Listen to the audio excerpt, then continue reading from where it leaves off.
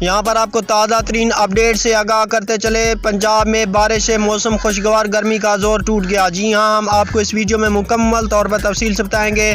اس سے پہلے کہ اگر آپ ہمارے چینل پر نئے ہیں تو ہمارے چینل کو سبسکرائب کر دیں اور ساتھ دیے گئے بیل آئیکن کو بھی پریس کر دیں تاکہ ہر نئی آنے والی ویڈیو آپ تک بآسانی پہنچ سکے۔